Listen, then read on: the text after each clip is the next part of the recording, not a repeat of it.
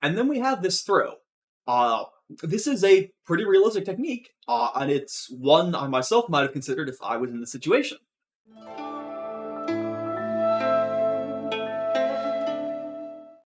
Hello everyone, welcome back to another fight scene review.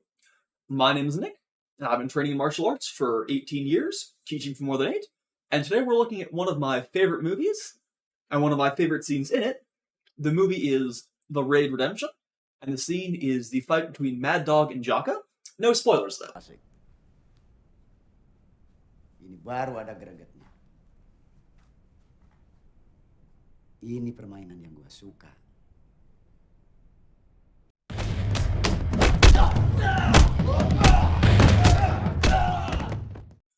So, what we see starting off is a sequence of explosive kicks and punches, all targeted.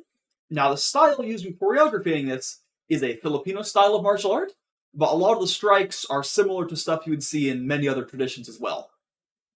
Now, one thing that was done very well in this film is that Mad Dog attacks instantly without a body tip.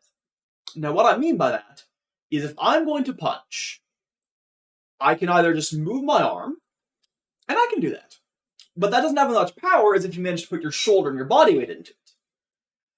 And instinctively, most people will start to move their shoulder or move their hip in advance before they throw an attack. If they try to grab you, their knee will move forwards to you before their hands do. Now, a lot of that comes down to balance, a lot of that comes down to people not being aware of it. But if you can throw an attack without giving a tell first, or giving a very small one, that is actually a very practical advantage. One of the things you will see people do, who are very skilled in hand-to-hand combat, is they will try to confuse you. So I will fake like I'm going to punch, and then go for some other strike. My goal is to get you to block, or anticipate, or react to a strike that's never going to come, in the hope that it makes you weaker, or you create an opening for me to get a more powerful or more dangerous striking. Now, the other key element to this opening sequence of strikes, right here, is this kick to the knee. This is perhaps the biggest use for kicks in a fight, kicks to the lower body, usually to the knee or to the groin, but there are sometimes you can kick for toes or the shin at the right angle. And the reason for this is simple. Most people, when something comes at them, their reaction is move my head or block. Their reaction to move my leg or dodge my body is much slower. Now, part of that is just kinematics. Your acceleration and the angular motion needed to move your head versus your whole body is different. But dodging low kicks is generally harder to do. And if you are hit in the leg or in the groin with enough power, it can cause severe damage to your groin, which is immediate pain. If it hits your kneecap or the joint, you can be crippled. And if it hits around the knee, that is still a lot of pain. There's lots of pressure points, muscles, nerve endings in that area. And if you hit those, it will not only make their knee buckle, which destabilizes your opponent, but it also causes a lot of pain.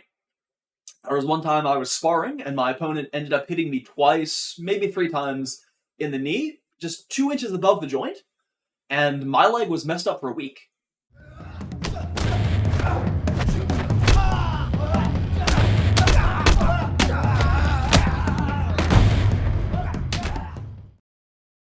So here we have a sequence of fast strikes, 2 opponents going for each other and blocking, and then we have this throw. This is a pretty realistic technique, and it's one I myself might have considered if I was in the situation.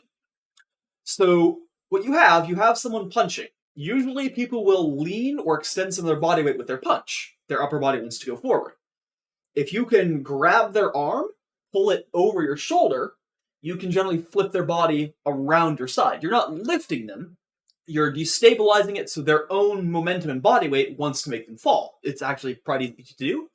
And you can do it against opponents who weigh significantly more than you if they're leaning the right way. Now, the practical advantage to this is you get an opponent on the ground, and it's Often it's easier to subdue or control an opponent's body when they're on the ground. There's a reason why grappling is incredibly useful in a variety of martial arts styles. The other huge advantage of a throw like this is you are taking someone, you are dropping them on their back onto a hard surface from a fall of, 3 feet up in the air. And you're not just letting them drop. If you're doing this, you are accelerating their body into that fall. If your head bounces on the impact, that can cause concussion or at the very least, make you dizzy. If your spine hits hard, that could cause, depending upon the situation, depending upon what you're landing on, if it's an even or a bouncy surface with rocks, that could cause spinal injuries. And the other advantage, usually, unless someone is incredibly skilled at falling, they will be dazed for just a little bit, which gives you the opportunity to press the attack. Now, in this scene, Jaka tries to press this attack, but Mad Dog is able to recover quickly. And that's a detail that shows if someone does this in real life, they're very practiced in this type of situation. When I'm training, if I'm sparring or grappling and I fall, my literal first instinct, as soon as I'm done with the fall, get my hands up, ready to block. Because in real life, if someone shoves you onto the ground or throws you, they're either going to A, attempt to grapple you into some type of submission, and I want to prevent that to keep control of my own body, or they're going to try to strike and kick you, which is not good. So if you ever fall, your first priority is falling safe, and immediately after is making sure you have your guard up to protect as much of your body as you can.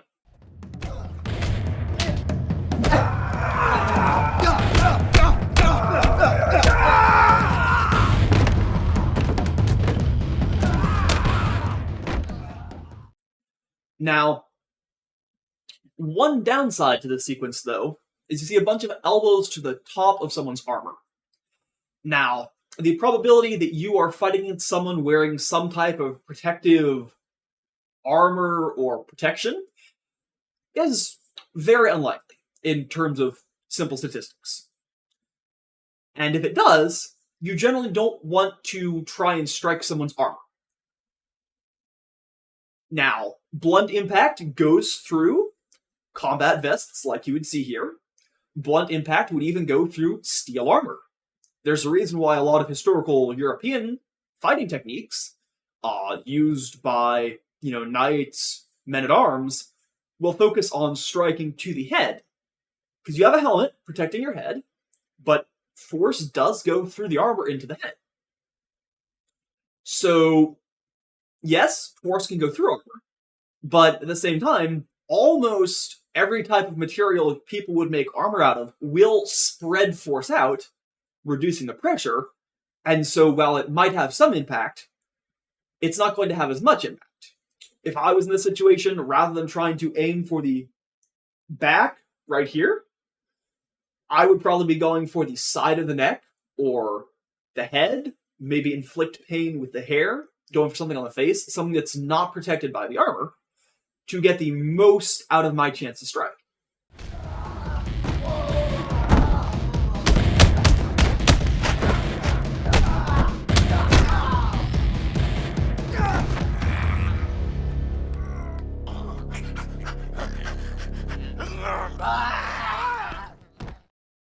So this sequence I really like. You have a quick series of fast strikes, and then an elbow to the knee. If you get elbowed in the side of the knee, it is likely your leg is going to drop out from under you at this angle. It's very practical, and honestly a good decision in a lot of circumstances. The other thing that I very much like that you see here is the follow-up. So, Jaka's character falls, his leg is taken out from him, he falls, right away he uses his other leg, which is still generally going to be bent, and in a good position to kick with, and he immediately goes for a kick. Not only for damage, but to keep space, and this lets him get a chance to get back up. Instead of being the one who is trapped on the ground, he is then able to trap his opponent on the ground and go for a chokehold. And so he's trying to choke his opponent, and his opponent is smaller. He has a muscular opponent on top of him, generally more body weight. And what he sees, trying to push is not working. Well, that's pretty obvious. Weight class does not decide fights, but it is a huge advantage. So what he does, he starts to go for the face. There are a bunch of nerve endings, pressure points, around the jaw, the base of the nose. You can push for the eyes, go for the ears. All of these things will cause pain, and if your face is getting pushed painfully, if my face wants to go this way, my strength is very hard to maintain. So this is really well done. It's a nice detail that you add here. Now, going for someone's face like this is generally not allowed in many competitions because of the probability for injury, but in real-life self-defense, this is one of the better choices you can make in this situation. So, a brilliant fight scene overall. I absolutely love it.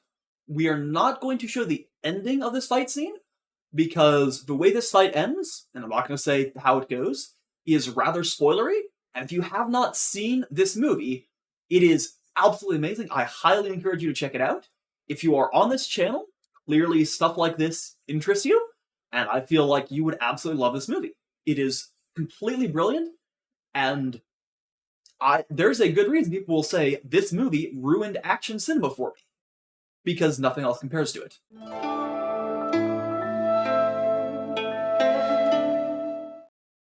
Thank you all for watching the video. I would love if you could like, comment, subscribe, tell a friend. This is a pretty new channel, so please let me know what you liked, what you enjoyed the most about the video, what other things you might like to see me watch or commentate on, or whatever other questions you have, whether it's related to my own training, my own thoughts on martial arts, or anything else in between. Thank you all very much, and have a wonderful day.